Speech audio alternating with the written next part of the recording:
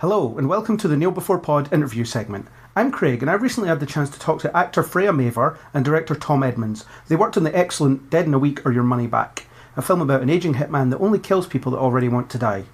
This film was brought to the Edinburgh International Film Festival and did really well with audiences, so I hope you enjoy what Freya and Tom have to say about the film.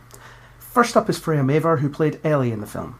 I'm here with Freya Mavor, star of Dead in a Week, brackets, or Your Money Back. How are you doing?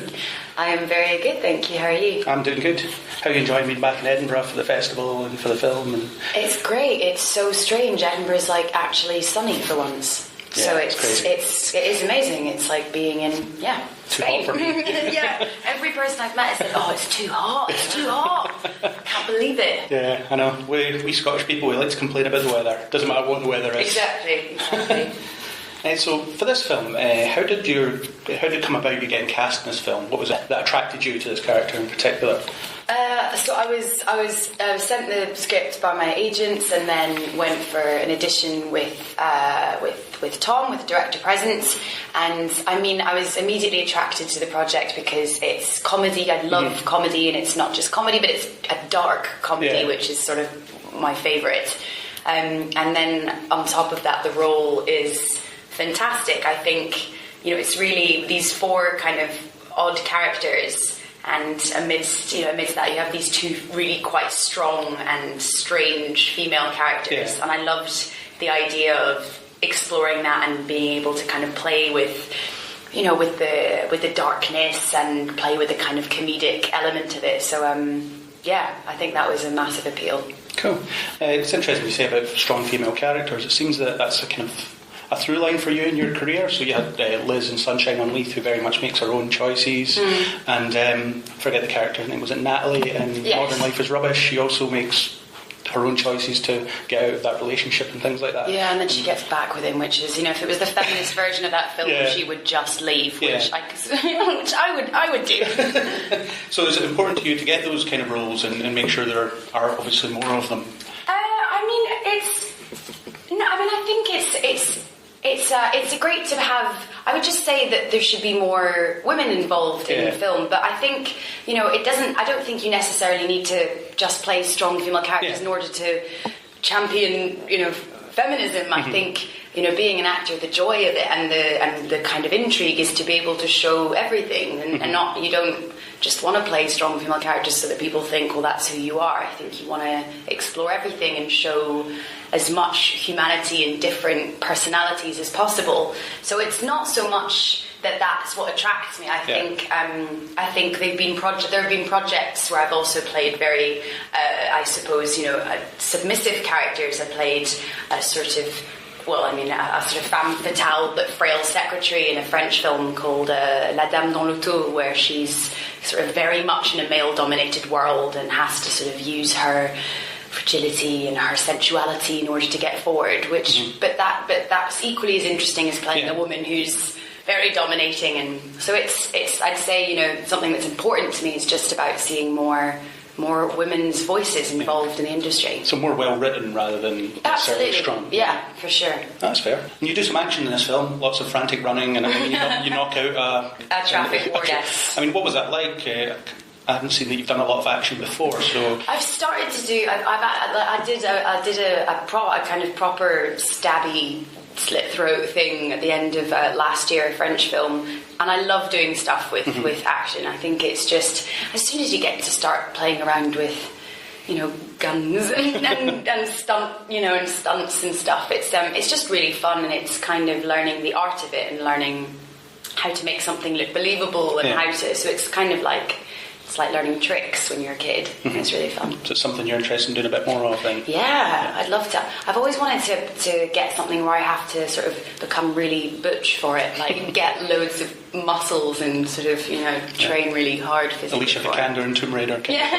What was it like working with the legendary Tom Wilkinson? Have you got any kind of anecdotes to share about what he was like on set or whatever else? I think Tom is, Tom Wilkinson is an absolutely fantastic actor and actually quite true to his character in the film.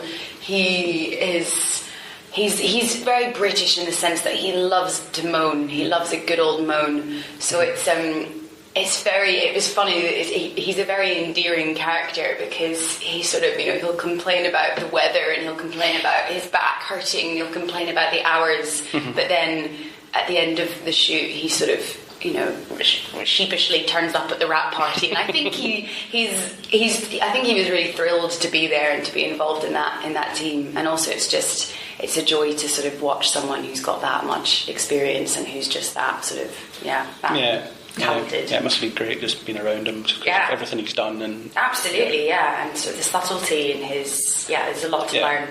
Yeah. So you've done a mix of kind of TV and film throughout.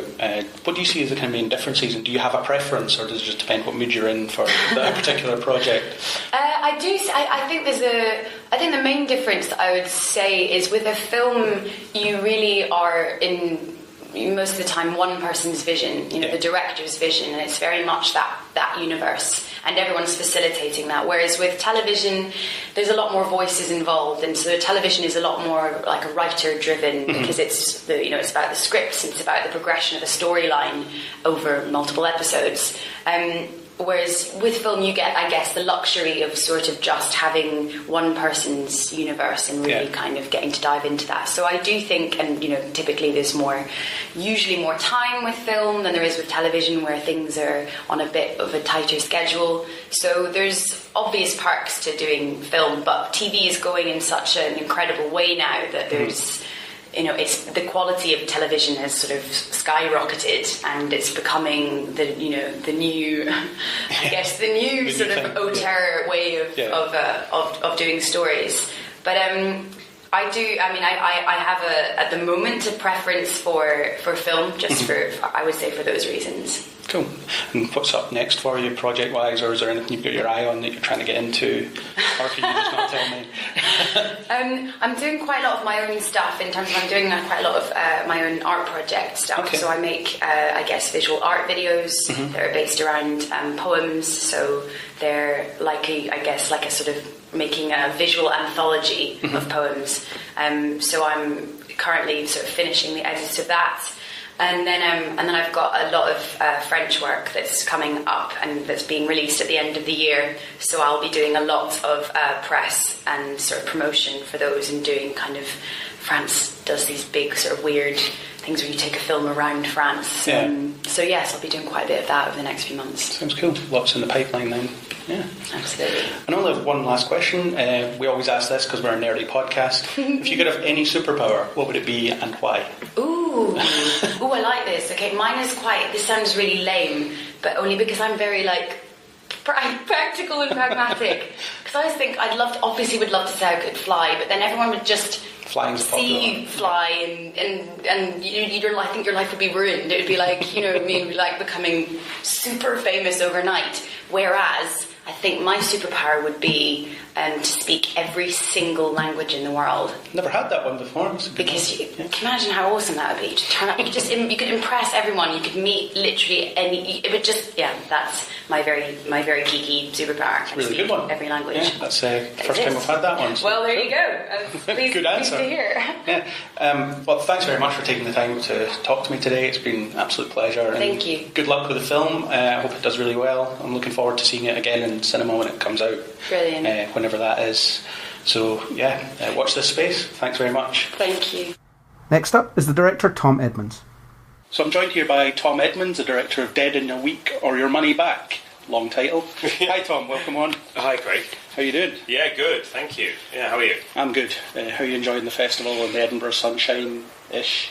Yeah, well, it's been a lot. I mean, to be honest, it hasn't been that conducive to watching films because it's been like this stunning weather, and it's been lovely to be out, and it's been nice to meet people. I think that when you're in a festival with a film, there are definitely some things that you've picked out in the programme and you go, well, I really would like to try and catch that, and I'd like to try and catch that, and sometimes it's not possible because festivals like to keep you sort of occupied, I guess, while you're here, but yeah, it's mainly about meeting people, and that's been great. Cool. Great. I love the Edinburgh Film Festival for that reason. Just get to network and chat to different people and hear about different things. Yeah, it seems to be a festival which is really open, filmmakers talking with journalists, talking with audience. Everything intermingles, which is I think creates a really nice vibe. I'd come to Edinburgh Film Festival. I've been here a few times as a viewer, and have really seen some fantastic things here. I actually hadn't been for a while, but they do such a great job with the programming. I think I was super thrilled and honoured to have Dead in a Week selected, because I think if you've seen films at the festival and they've kind of been some of the films that have inspired you or that you remember, then I think when you feel like, oh, my film might be that to another filmmaker, that's a cool feeling. Cool. Yeah. So that brings us on to the film, Dead in a Week or Your Money Back, in brackets. It's a long title. So why write this film? Like, where did the inspiration come from to tell this particular story? Yeah, so I'd done a short film, and I worked with the two producers who now have gone on to produce Dead in a Week, and they were saying to me, the short had gone pretty well, and they were saying, if you can come up with an idea or a concept for a feature film, we'd really love to make a feature with you, a full-length feature. Yeah. And so I was kicking around some ideas, and I had an idea about an assassin who only killed people that wanted to die, and would sort of advertise his services under the heading One Man Euthanasia Clinic. And I started thinking about that character, and then I started to talk to one of my producers, Nick, about that character populating the story that I hadn't really come up with yet. And then he said, oh, that's funny, because I've been thinking about a guy who is suicidal but keeps failing to kill himself. So we sort of realised that maybe there was some way of putting the two ideas together. They were really quite similar ideas, being approached from two different sides. So then we smashed those two ideas together, and Dead in a Week was born. Cool. Yeah. And was it daunting taking on a larger feature film with presumably a much larger budget than a short, and much more work to do? Was it daunting, or was it kind of just an extension of the same process that you followed before? I think it's incremental in that you set off with such blind ambition, and just think, you don't really think about is this, how much bigger this is or how much more complex it is. You focus on one task at a time. Yeah. So like the first task, writing the script. So I did that, and then it was about packaging it up and putting it together with the cast, and then using the cast to be able to raise the finance and this sort of stuff. And that stuff is really difficult. I mean, it's to make no bones about it. I think it's very hard for people to understand quite how difficult that is. Yeah. It's sort of a miracle that any film gets made. I mean, and I'm sure any filmmaker you talk to will say the same thing, really. Especially that not being an adaptation of anything, things like that. Yeah, it's got no... Yes, it's absolutely. It's not got any sort of branded content to as its foundation. So original screenplays are tough. And then, my original screenplay starts off with, the main character is suicidal. That's... and then I say, oh yeah, I'm going to make a comedy of this. People are naturally a bit suspicious, I think. Yeah. Well, they were. Yeah. Yeah, and it is a funny film, obviously, in a dark sort of way. So, how did you find that balance? And did you ever feel like you were maybe going a bit too far with some of the jokes, or were you always kind of confident that it would come across the way you wanted it to? Yeah, that's a great question, because I found that I had an instinct about what would be acceptable and what would not be acceptable, and I tried to really... I really believed that there was a way of telling that story in a funny and uplifting and optimistic, ultimately, life-affirming way, but that also I could have this kind of dark humour in there. But that was really just my own instinct that kind of set me down that path. But there were a couple of jokes in the film that were just didn't land. They were too hard for not necessarily the overall tone of the film. Like, I think that they would have fitted in the overall tone of the film, but where they were placed specifically, there was one particular joke which on the page was great, and people would read the script, and it would be something that they would pick out. Oh, we love the bit when blah blah blah, and we shot it, and then when we came to put the film together, we just realised this joke just absolutely did not work. It just really, it was killing it. Like, the audience just didn't want it at that time. They didn't want that kind of dark laugh in a place where actually they were kind of wanted to sympathise with the actor, with the main character, and they didn't want to be taken out of that. So you sort of learn, what people want, or what the film wants, really. So what was the joke, unless you don't want to say? So, well, it's pretty bad. There's a bit in the film where William, the main character, tells sort of explains how his parents had died, and it's already very heightened, and then his father's last words to him were, his father looked at him and said, "I never had a threesome," and then died. And it's a really kind of brutal, and it was just too much. It was just too much. Actually, the way that, and I think that it's real credit to Aniron Barnard, who plays William. He actually played that scene with such an immense amount of integrity and honesty, really, that I think that I wasn't expecting that to be done quite as well, maybe, as it was as he did it. Yeah. So actually, he really, the audience are sort of sympathising with him at that time, and he's being very open and honest. So then to undermine that moment with a joke, especially a gag like that, which is quite extreme, was just not the right moment. So cut. So it was about finding that balance, and it sounds like you're just kind of aware of what was too far. So and I think that definitely comes across. Where it's, good. All the jokes kind of feel like they belong. At least for me. Yeah. Humour's more subjective than some other things. So absolutely. And I'm aware that no film is going to be 100%. To 100% of people. Yeah. There are going to be some things that people really like in the film. There are going to be some things that don't work for them as well in the film. There's going to be some people who don't particularly respond to it, but there are going to be other people who really respond to it. And we've kind of had that. So, and I'm fine with that. I'd much rather people really loved it than kind of everyone was a bit like, whatever. Yeah, that's fair. Yeah. So how did you approach casting? Did you have people in mind for the roles all along, or did you just kind of find the people, or did some people impress you more than you thought they would? It's all of those, really. So Tom Wilkinson, who plays Leslie, the assassin on the brink of retirement, he was someone who was in mind from early on. Yeah.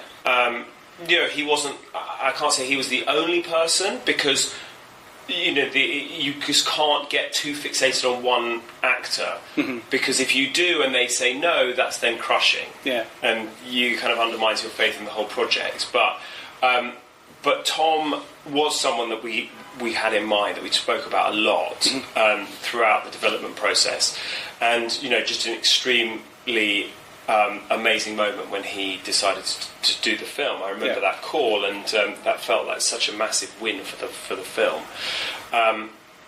Aniron, who plays William, is a guy that that really developed. I think that his career was developing at such a quick pace that by the time when I started writing to then when we were casting, Aniron had kind of really taken off, and he just finished Dunkirk with Chris Nolan, so that was very exciting. He was definitely someone that we discovered as a perfect fit along the way, and Freya, who plays Ellie in the film, she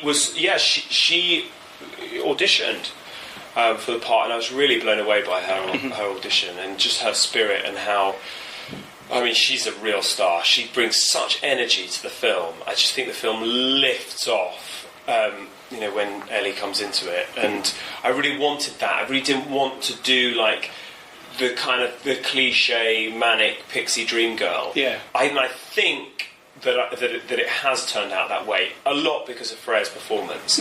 But that Ellie was written with more to her than that. I hope that was there in the writing. I think it was, because I think that without it, I don't think we'd have got an actress of Freya's quality to do the part. But then, when you've got an actor like that, she can then, elevate it even higher, and I think that's what's happened with that. We've got Chris Eccleston for this part as the boss of the Guild of Assassins, who he's effectively Tom Wilkinson's boss in the movie. And I've really quite consciously written those scenes to be quite long scenes, but in one location, so that they were able to be shot really efficiently. So actually, Chris is a really big presence in the film, but we had him for 2 days, and that's such a big thing when you get an actor like that to just drop in for a day, and he comes in with this huge energy and this huge enthusiasm for the part. I mean, he just was like raring to go. Yeah. And then, I think what you see in the film is that he really gives it both barrels. I mean, I have to say that the performance that you see in the film is probably the smallest that it was. But he was just amazing, and great guy to work with. Absolutely great guy to work with. Such a lovely man, charming and supportive, and we just really got on. It was a bit of a thrill. I'm always impressed that he just disappears into his roles when he's in them. I didn't realise it was him at first. Yeah. And so was the accent and stuff, was that did he bring that? Yeah. Or I mean, I thought that he would do it in his normal accent, and he said, I'm thinking of trying this. We spoke about it on the phone actually before the day. He said, I just feel like it's this, and then actually what we did is that he started talking about that, and then he asked me about what I was thinking about for costume, and then I emailed him, I think, some references that I had for his costume, and then that sort of reinforced what he was thinking in terms of who this character is. And then, so the accent and everything, I think it just reinforced what he already was thinking about for that. So, yeah, he's terrific, and he's a great guy. I've always enjoyed him in everything I've seen him in. Yeah, he's a powerhouse. Yeah. He's a powerhouse. Yeah. And we're so lucky to have Marion Bailey as Penny, who's Tom Wilkinson's wife, Tom Wilkinson's character Leslie's wife in the film.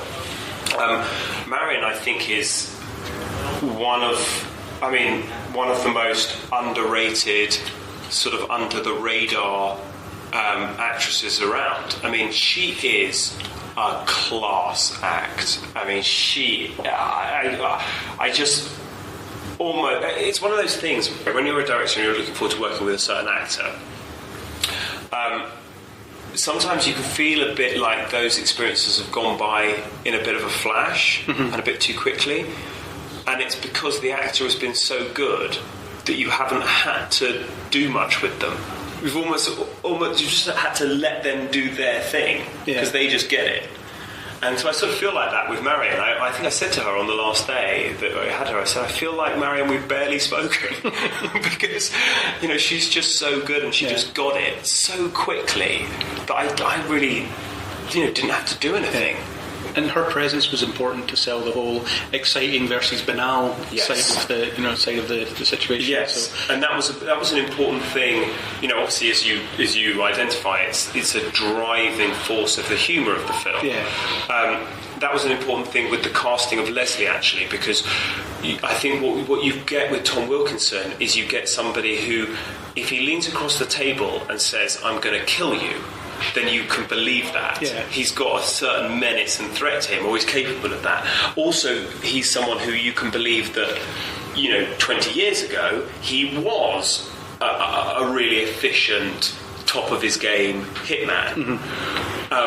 But also what's brilliant about Tom is that he can also do the domestic, and he can be warm and he can be affectionate, and you believe that as well. So that dual thing, I think there's not that many people that can carry both off quite as well and balance them quite as well as Tom can. Yeah, and it was a great way to get humour across, where it's just, this big exciting world of assassinations, but here's a brochure and a contract. It just makes it so admin-y, very kind of. Yes. Well, so someone has to put this in the system, and all that kind of stuff. Check your gun out. Yeah, exactly. What really unlocked that side of it for me, which I think I always wanted to go down that route with the character, but what really unlocked it was that I read an article about one of the FBI's top 25 most wanted criminals, who admittedly was an accountant, but he was an accountant for the mafia, was discovered after being on the run for like 20 years, living in Harrow or Pinner, which is a sort of a suburb of London, like very, very leafy suburb of London. And there were lots of he'd finally been captured in some sort of sting, and there were all these brilliant interviews with the neighbours going, oh well, he was always a lovely man, but I'm just completely shocked. He would come round and feed my cat, and never had any trouble with him. Like this. I just love the juxtaposition of those two things. Yeah, you just never know who's next door. Exactly. Yeah, and that's fine. Yeah. So what was working with Tom Wilkinson like? I mean, obviously he's a legend in the business. Was there any particular anecdotes that you can think of that were memorable or notable? Well, he. So, what's kind of fun about Tom? What's great? First of all, amazing that he says yes, right?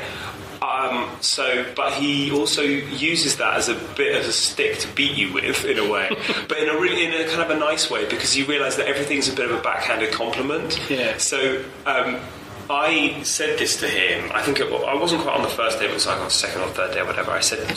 We had a moment, and I said to him, Tom, I just want to say how incredibly grateful I am to you for saying yes, because I know that saying yes is very difficult, saying no is much easier. Saying yes comes with all sorts of inconveniences. You have to get up at 5 o'clock, and we were shooting in the beginning of February, and it was super cold, and you're basically signing up to 5 weeks of discomfort, and he does not need it. I mean, he just doesn't need that. So I said, I'm so grateful to you saying yes.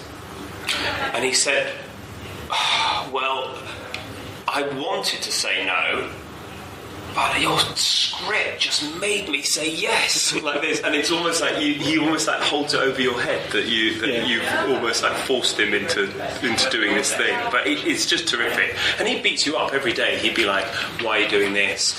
Why are you, why is the camera there? You don't need this shot, blah, blah, blah. And so, but that forced me to justify everything, which of course is brilliant for my, technique, really, to just, have someone who is going to question, why is this there, why is that? And I have to say to him, Tom, it's because of X, Y, and Z. And that just makes me better as a director. And what's nice is that although Tom was, somewhat grumpy on certain days, ultimately, he came to our wrap party, which is amazing, and I did not expect to see him there. And so I went up to him and said, Tom, thank you so much for coming. It means so much to me. I know it means so much to the whole crew. And he shook my hand and he said, I haven't been to a wrap party for 25 years. And then he just walked off. It was absolutely brilliant. Yeah. So, what a guy. Yeah, what a guy. What a guy. I've been told by insider sources to ask about an anecdote involving a dead body. Oh, God. Oh, God. If you don't mind it being recorded for posterity? No, not at all. So there's a scene in the film where Leslie and William have to get rid of a body, and so we had this dummy made that we wrapped in pond liner with a pair, with just sort of legs and shoes sticking out the end of it, and we recce'd this location. which is sort of like picturesque kind of bridge in the middle of the countryside, really nice. And then there were really heavy rains. So this river was suddenly, like when we came to shoot, the river was suddenly like, it wasn't quite flooded, but it was really high and flowing super fast. Because always the thing was that we were going like, how are we going to get this body out once we chuck it in? So we said, we talked with the art department, and they said, well, we can tether it with some fishing line. They can just chuck it over, and we'll just be by the bank, and we'll haul it back in. Anyway, so we come to do the scene, and the actors chuck it over the thing. Of course, immediately the fishing line snaps, and suddenly we've got this thing which really looks like a dead body wrapped in pond liner with 2 feet sticking out of it, floating down this river, which is actually flowing really fast and heading off down the and everyone just sort of like looks at each other, and then kind of the art department start panicking, and producer extraordinaire Daniel Conrad Cooper decides that he would rather face time in a freezing. It was the 5th of February. It was probably about 4 or 5 degrees. He decided that he would rather risk hypothermia than the call to the police telling them that that's not a real dead body, but actually we've just lost a prop. So he chases this dead body, ended up chasing it for a mile down the river. God. And then eventually realised he was about to lose it as the river kind of dipped under a road or something. Jumped into the river with all his clothes on, swam over and rescued the dead body. And that's when you realise that, this is not a producer that just sort of, sits there with a big cigar. Fully committed. Fully committed, yeah, producer extraordinaire. Yeah, that was amazing. Was it the blankets and hot drinks as soon as he got out? Oh, God. Yeah, absolutely. I mean, the thing is that in that situation, you're sort of aware that it's going on, but my job is to shoot the day. He would have been much more angry if he'd gone to all those lengths, and then I'd have been like, well, I was worried about you, and we just stopped. So I just shot the rest of the day, and then I caught up with him later, and then heard this. The last time I saw him was sort of disappearing down this field, chasing after this dead body. Brilliant. Yeah. What projects are next for you? Yes, that's the. I'd love to say $1 million question, but probably not quite $1 million. So working on a few different things. I've got a project that I absolutely love, but I think is complicated. Just how to set it up within the industry. It's a midlife crisis character comedy about imagining the life of the guy that provides the Germans with the voice of Tom Cruise. All right. They dub everything in Germany, and if you're a big famous actor, you have one person who's your voice. So I found that really fascinating, and so I wrote this script imagining a guy who sort of walked into a dubbing studio aged 20 or whatever to dub a fairly unknown actor in Risky Business, and then sees this guy become so successful, and him basically be tethered to him, riding on his coattails for the next 30 odd years. But then all of the anger and misgivings that gives rise to. It's called Ich Bin Tom Cruise, and it's a fun one. So that, and then also I'm working with a friend on a really nuts kind of real B movie. Which I just think would be really fun. I'd love to just do a flat-out B movie, but which is also, it's extremely funny because when the kind of when the gloves of good taste are off, then you can really go for it, and so that's something that I'm quite excited by at the moment. What's the subject of that one? What's it about? Well, it's about a man who it's about an older couple. Again, I like my older couples. And the wife dies, and the man's hobby is he does taxidermy. So he decides to pickle his dead wife. But in the process of pickling his dead wife, he inadvertently brings her back to life as a zombie. Oh, right. And then sort of has to kind of kill her with. I mean, it's not quite as simple as that, but that sort of thing. He's got a real. So having been so distraught that his wife has died, when she comes back to life, he has to kind of be responsible for killing her again, which is a zombie. But it's just a real, like I say, it's just a real fun B movie. But I think what's nice about it is that it's got a real heart to it. There's a real, because it's all about them preserving him basically unable to deal with the loss, and his grief, and. So I think there's a heart to it, but actually it's just a real kind of, bloody, funny romp. See if Tom Wilkinson's up for that one. Yeah, right? I can imagine that. No. That'd be good. Last question, since we're a nerdy podcast, we always ask this. Yes. If you could have any superpower, what would it be and why? Ooh. The why is important. Yeah, well, you know what? I mean, so in fact, I've got a 10-year-old son, and we talk about this actually a lot. So I know what it is, but but it's not a particularly fun but mine is teleportation. That'd be useful. I just, because I hate travelling, I just can't I find it such a waste of time. The idea that you can just click your fingers and be in another place. Yeah. I mean, that on a just a selfish level. But then I think, if you're able to do that thing, I guess like in Avengers Infinity War when Spider-Man, Doctor Strange is creating the portals and Spider-Man's jumping through them in order to kick Thanos and all that sort of. I guess there could be more practical applications to in terms of saving lives to my teleportation, but at the moment it's just about being able to get from A to B as quickly as possible. You get to work, within minutes of waking up. Yeah, exactly. Get to work, get home from work. That would be a key one. Yeah, even better. But, then you could actually go and live in a place. You could go and live in like a really hot country, snap your fingers, be back in London to go and do the work, and then snap back to. So teleportation would be mine.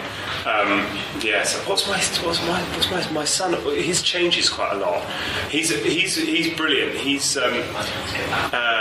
constantly thinks it's never a case of if. It's a case of when with him. Right. So he starts conversations with me with things like, Daddy, when I invent the teleportation device, or Daddy, when I invent the flying car. He's got quite high ambitions. Thanks very much for coming on and talking to me a bit about the film. Great, thank you so much. Wish you all the best with it when it comes out, when it gets distributed. Yeah. Hopefully it'll get a wide release, everybody will get to see it. Yeah, thank you. Yes, fingers crossed. So, thanks very much. Thank you. Those were my interviews with Freya Mavor and Tom Edmunds. Dead in a Week or Your Money Back doesn't currently have a release schedule, but I really hope that changes soon, as I think it deserves to be seen. If you're listening to this before July 1st, then there is a Best of the Fest screening at 11:05am in the Film House, so if you're in the area and want to see a really funny film with a great cast, then get yourself along to that. A big thank you to Freya and Tom for taking the time to have a chat with me. I wish them the best of luck with the film. If you want to know more about it and keep up to date with release news, you can follow the official Twitter account under @DeadInAWeekFilm, all one word. If you like what you heard, then please do hit that subscribe button on iTunes, YouTube or any major podcasting app. iTunes users, please do supply a star rating to share the love. We hope you'll join us on the next Kneel Before Pod.